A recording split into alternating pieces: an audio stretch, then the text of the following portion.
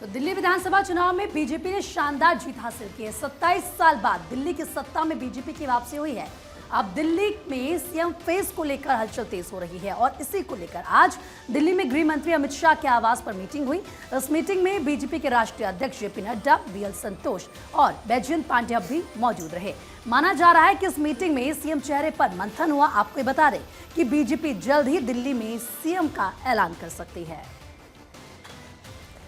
और दिल्ली में आम आदमी पार्टी की करारी हार के बाद आज आतिशी ने सीएम पद से इस्तीफा दे दिया है। नतीजों के दूसरे दिन आतिशी एलजी सचिवालय पहुंची, जहां उन्होंने उपराज्यपाल से मुलाकात की और अपना इस्तीफा सौंप दिया।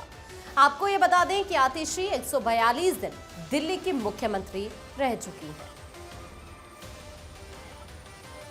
दिल्ली में शानदार जीत के बाद बीजेपी ने अपने सभी विधायकों की मीटिंग बुलाई है। यह मीटिंग शाम 5 बजे दिल्ली बीजेपी ऑफिस में होगी। मीटिंग में बीजेपी प्रदेश अध्यक्ष वीरेंद्र सचदेवा मौजूद रहेंगे। इसके साथ ही मीटिंग में बैजयंत पांडा और बीएल संतोष भी मौजूद रहेंगे। बताया जा रहा है कि मीटिंग में नवनिर्वाचित विधायकों को शुभकामनाएं दी जाएंगी, साथ ही उनकी नब्ज भी टटोली जाएगी। फिलहाल आगे बढ़ते हुए दिल्ली की एक बार फिर से बात करेंगे, जहां पर जल्द ही सीएम के नाम पर मोहर लग सकती है। सूत्र ये बता रहे कि 14 फरवरी के बाद सीएम का शपथ ग्रहण समारोह होगा। दरअसल उससे पहले प्रधानमंत्री नरेंद्र मोदी विदेश के दौरे पर है। पीएम जब विदेश से लौटेंगे तो उसके बाद ही दिल्ली में शपथ ग्रहण समारोह संभव है। सूत्र से मिली जानकारी के अनुसार शपथ ग्रहण समारोह में एनडीए के सभी नेताओं को इनवाइट किया जाएगा और इसके साथ ही एनडीए शासित राज्यों के मुख्यमंत्री भी इस शपथ ग्रहण समारोह का हिस्सा होंगे। दिल्ली के नए मुख्यमंत्री का शपथ ग्रहण समारोह संभव है कि ऐतिहासिक रामलीला मैदान में संपन्न हो। तो दिल्ली में बीजेपी की शानदार जीत के बाद हरियाणा में जश्न का माहौल है। मुख्यमंत्री नायब सैनी ने हरियाणा भवन में जलेबी बांटी और दिल्ली के लोगों का धन्यवाद किया।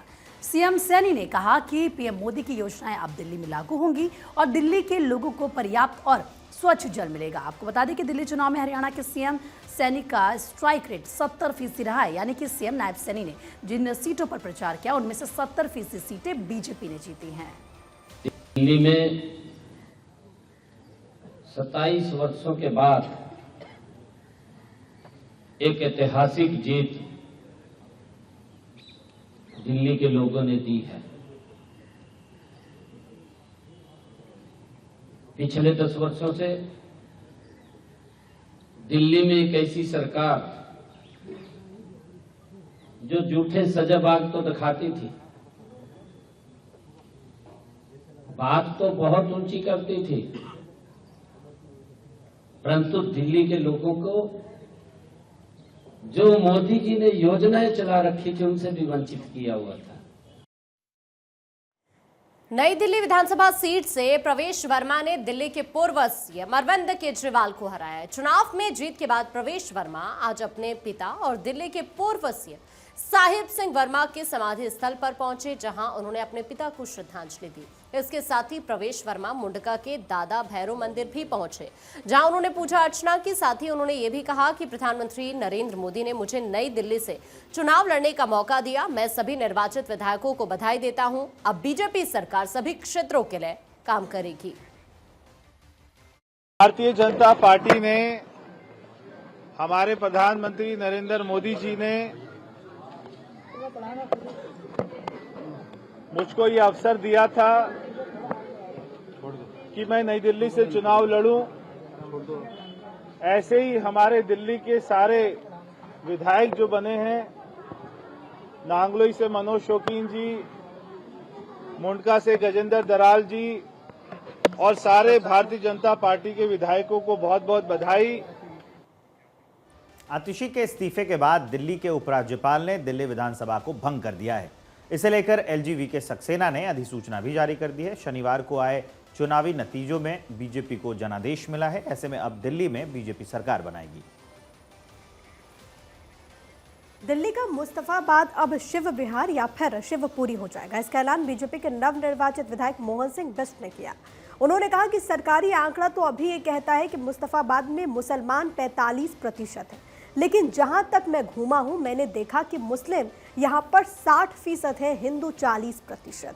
हम जनगणना करवाएंगे और साथ ही इलाके का नाम भी बदलकर मुस्तफाबाद से शिव विहार कर देंगे। 25 सालों का अनुभव है अनुभव के अनुसार काम करने की क्षमता को देखते हुए काम करने पर मैं विश्वास रखता हूं। काम करके मैं दिखाऊंगा। दिल्ली के लिए जिस प्रकार से मुझे जनादेश मेरी क्षेत्र की जनता ने दिया है, निश्चित रूप से मैं खरा उतरूंगा। मैंने कहा है शिवपुरी भी हो सकता है, शिव बिहार भी हो सकता है, लेकिन आखिर ये मेरी समझ में नहीं आ रहा है क्यों राजनीतिक दल के लोग मुस्तफाबाद पर कितना बड़ा मेहरबान क्यों हो रहे हैं। जहाँ हिंदुओं की आबादी हो, हिंदू वहाँ रहते हों, तो उसका नाम मुस्तफाबाद की जगह शिवपुरी या शिव बिहार क्यों नहीं हो सकता। निश्चित रूप से लोगों के अंदर, मन के अंदर जिस प्रकार के मुस्तफा के नाम से लोग चिंतित रहते हैं, तो निश्चित रूप से ये काम होना चाहिए। ये मैं करूँगा। दिल्ली चुनाव के नतीजों के बाद आम आदमी पार्टी में भी मंथन का दौर चल रहा है। आज आप के नेता गोपाल राय, संजय सिंह समेत कई बड़े नेता केजरीवाल के आवास पर पहुंचे, जहां उन्होंने मीटिंग की और साथ ही हार के क्या कारण रहे हैं इसकी समीक्षा भी की गई। दिल्ली चुनाव में बीजेपी ने शीश महल के मुद्दे पर जिस तरीके से खूब हंगामा किया, जोर शोर से उसे उठाया था, और उसी का नतीजा ये रहा कि दिल्ली में बीजेपी को बम्पर जीत मिली। अब सूत्रों के हवाले से खबर है कि शीश महल दिल्ली के नए सीएम का आवास शीश महल नहीं होगा। शीश महल को अब म्यूजियम के तौर पर रखा जाएगा। तो वहीं मणिपुर के मुख्यमंत्री एन बीरेन सिंह को लेकर के खबर है, जो कि दिल्ली के दौरे पर है, जहां पर उन्होंने केंद्रीय गृह मंत्री अमित शाह से मुलाकात की। मुलाकात गृह मंत्री शाह के आवास पर हुई। मीटिंग में मणिपुर के राजनीतिक हालातों पर चर्चा हुई है। कल से वहां पर विधानसभा का सत्र शुरू हो रहा है। खबर यह है कि विपक्ष की तरफ से अविश्वास प्रस्ताव लाया जाएगा।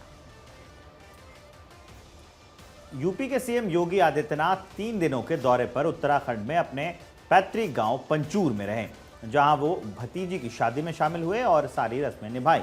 सीएम योगी अपने बचपन के स्कूल गए, गांव की गलियों में भी घूमे। सीएम योगी ने लखनऊ रवाना होने से पहले नातिन अविका को दुलारा और उसे पानी पिलाया, जिसकी तस्वीरें हम आपको दिखा रहे हैं। वीडियो में आप देख सकते हैं कि योगी कुर्सी पर बैठी छोटी सी बच्ची को बोतल से पानी पिला रहे हैं, दुलारते हुए उससे बातें कर रहे हैं। बच्ची के साथ एक छोटा लड़का भी है। यूपी के सीएम योगी आदित्यनाथ कल प्रयागराज महाकुंभ का दौरा करने वाले। इस दौरान सीएम योगी राष्ट्रपति के दौरे की तैयारी का जायजा भी लेंगे। बता दें कि 10 फरवरी को राष्ट्रपति महाकुंभ की यात्रा पर रहने वाली है और इसी दौरान राष्ट्रपति त्रिवेणी संगम में डुबकी लगाएंगी। राष्ट्रपति के दौरे को लेकर प्रशासन अलर्ट है और तैयारी भी की जा रही है। सीएम योगी कल प्रयागराज पहुंचकर यहां पर तैयारी का जायजा लेते हुए नजर आएंगे। भोपाल में अतिक्रमण के खिलाफ प्रशासन का पीला पंजा देखने को मिला है। आपको बता दें कि दरअसल मोती नगर कॉलोनी में प्रशासन ने 110 दुकानों पर बुलडोजर चलाया और प्रशासन ने कार्रवाई के लिए 500 मीटर दूर तक बैरिकेडिंग की। किसी के आने जाने की सख्त पाबंदी लगाई यहां पर, जिसके बाद कार्रवाई की और दुकानों के शटर भी तोड़े। तो वहीं प्रशासन की इस कार्रवाई से लोग काफी आक्रोशित हैं। चलिए आगे बढ़ते हैं। नोएडा में यमुना एक्सप्रेसवे के किनारे 108 फीट ऊंची भगवान श्री कृष्ण की मूर्ति का अनावरण होगा। इस कार्यक्रम में लोकसभा स्पीकर ओम बिरला, सांसद हेमा मालिनी और यूपी सरकार के मंत्री जयवीर शामिल होंगे। कार्यक्रम में प्रसिद्ध कलाकार कैलाश खेर अपनी प्रस्तुति देंगे और रंग जमाएंगे। बता दें कि मूर्ति करीब 5 किलोमीटर दूर से दिखाई देगी और इस मूर्ति को आप कहीं से भी दिखेंगे तो ऐसा प्रतीत होगा कि जैसे भगवान कृष्ण की आंखें आपको ही देख रही हैं।